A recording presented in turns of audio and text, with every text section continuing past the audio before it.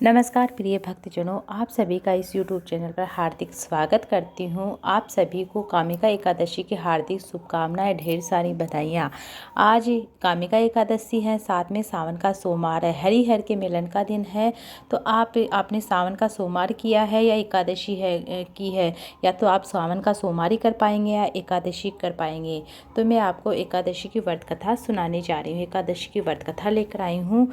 इस साल कामिका एकादशी का व्रत 21 जुलाई दिन सोमवार को है। कामिका एकादशी व्रत के दिन स्वार्थ सिद्धि योग और अमृत सिद्धि योग बन रहा है, बहुत ही शुभ योग है। इसके साथ ही इस दिन सावन का दूसरा सोमवार भी है। इस दिन जगत के पालनहार भगवान श्री हरि विष्णु की पूजा अर्चना और भगवान देवादिदेव महादेव की पूजा अर्चना आज के दिन जरूर करें। दोनों की एक साथ पूजा जरूर करें। साथ ही सावन का सोमवार है, इसलिए भगवान शिव की आराधना और श्री नारायण की आराधना आप एक साथ कर सकते हैं। इस दिन आप विधि विधान से भगवान शिव और भगवान श्री हरि विष्णु का एक साथ आशीर्वाद प्राप्त कर सकते हैं। आइए अब मैं आपको सुनाने जा रही हूँ कामिका एकादशी की व्रत कथा। सुनते हैं। पौराणिक कथा के अनुसार एक बार धर्मराज युधिष्ठिर ने भगवान श्री कृष्ण से सावन मास की कृष्ण पक्ष की एकादशी के बारे में सविस्तार पूर्वक जानना चाहा। उन्होंने भगवान श्री कृष्ण से कहा कि हे मधुसूदन, आपने मुझे आषाढ़ की एकादशी के बारे में बताया है, अब कृपया करके सावन की एकादशी के बारे में भी बताइए, जिसे कामिका एकादशी कहते हैं। तब भगवान श्री कृष्ण कहते हैं, आप इसे ध्यान से सुनना। बहुत समय पहले की बात है। एक नगर में एक जमींदार रहता था। वो स्वभाव से क्रोधी और शरीर में बहुत ही बलशाली था। उसके निकट ही एक ब्राह्मण रहता था। उस जमींदार की उस ब्राह्मण से बिल्कुल नहीं बनती थी। वो हमेशा उसे लड़ाई झगड़ा करता रहता था। एक दिन उनका आपस में लड़ाई झगड़ा इतना बढ़ जाता है कि क्रोध में आकर जमींदार ने उस ब्राह्मण की हत्या कर दी। तब उसका क्रोध शांत हुआ। उसे एहसास हुआ कि मैंने एक ब्राह्मण की हत्या की है, मुझसे महापाप हो गया है। ब्राह्मण की हत्या करने से उसे ब्रह्म हत्या का पाप लग गया है। ब्रह्म हत्या के कारण नगर के सभी लोगों ने उसका त्याग कर दिया। नगर का कोई भी व्यक्ति उसे कोई संबंध रखना नहीं चाहता था और रखने को तैयार भी नहीं था। ब्रह्म हत्या के कारण उसका सारा यश भी नष्ट हो गया था और सारा वैभव भी नष्ट हो गया, सारी धन संपत्ति भी नष्ट हो गई थी। जीवन में बाधाएं थी और अपराध बोध में उसका जीवन नरक में हो गया था। सबके त्याग देने के कारण अकेला रह गया था।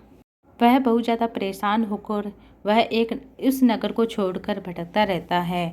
जंगल में जा पहुंचा। वहां उसे एक ऋषि मिलते हैं। उस जमींदार ने अपनी सारी कहानी उन्हें उस ऋषि को सुनाई। उन्होंने उससे सहायता मांगने को कहा। तब उन ऋषि को उस पर दया आ गई। उन्होंने उसे पापों से मुक्त होने का एक उपाय बताया। ऋषि ने कहा कि हे वत्सले, ब्राह्मण हत्या के पाप से मुक्ति पाने के लिए केवल एक ही मार्ग है। तुम्हें परम पुण्यदायी कामिका एकादशी का व्रत, जो कि श्रावण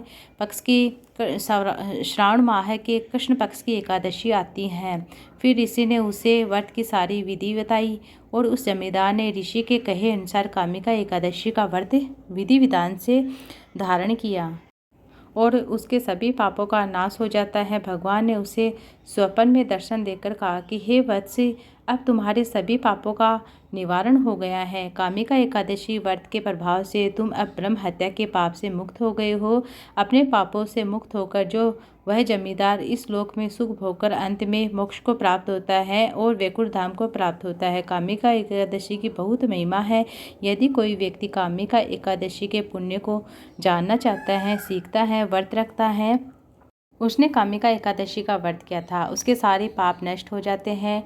लेकिन इस बात को नहीं मानना चाहिए कि एकादशी के बारे में सुनकर ब्रह्म हत्या अन्य कोई भी दोष हम जानबूझ के करें। हमें कोई भी दोष जानबूझ के नहीं करना चाहिए। जो व्यक्ति अनजाने में जो दोष हो जाता है उसका पश्चाताप करता है तो उससे वह मुक्त हो जाता है। लेकिन जो जानबूझकर दोष करता है तो उसका कोई पश्चाताप नहीं होता है।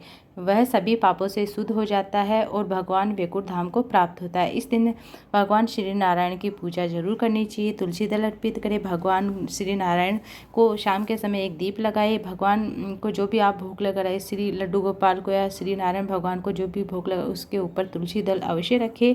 आज के दिन भगवान देवादिदेव महादेव और भोले बाबा की आज के दिन देवादिदेव महादेव और श्री हरि नारायण की या लड्डू गोपाल की पूजा एक साथ जरूर करें। अगर आपके घर में शिवलिंग भी है, लड्डू गोपाल भी हैं, तो आप दोनों को एक साथ बिठाकर आप उनकी आरती पूजन जरूर करें। हरि को अर्पित किया गया पवित्र तुलसी दल एक पत्ता 200 ग्राम होने से या 800 ग्राम चांदी दान करने के बराबर माना जाता है। भगवान को तुलसी का एक पत्ता दान करना अन्य कीमती पदार्थों के समान माना जाता है। जो व्यक्ति तुलसी देवी को जल चढ़ाता है आज एकादशी के दिन तुलसी को जल नहीं चढ़ाया जाता है। कहते हैं कि तुलसी में आज के दिन जो जल चढ़ाता है उसे मृत्यु के बाद यमराज से डर लगना चाहिए। इस दिन कोई भी भगवान श्री नारायण को घी का दीप या तिल के तेल का दीप दान जरूर करे, उससे सभी पाप नष्ट होते हैं। और कहते हैं कि हजार करोड़ दीप के समान हमें पुण्य फल प्राप्त होता है। आज के दिन जो तुलसी की जो डंडी होती है सूखी हुई, उसका दीप लगाते हैं भगवान श्री नारायण के मंदिर में लड्डू गोपाल के सामने, तो कहते हैं कि हमारे जो भी पाप कर्म होते हैं वह नष्ट हो जाते हैं। 1000 अश्वयज्ञ का फल हमें प्राप्त हो जाता है। ये थी आज की वीडियो। उम्मीद है आपको अच्छी लगी। वीडियो अच्छी लगी तो वीडियो को लाइक ज़्यादा से ज़्यादा शेयर कीजिएगा। अभी तक आपने मेरे चैनल को सब्सक्राइब नहीं किया तो प्लीज़ सब्सक्राइब जरूर से कर लीजिएगा। राधे राधे।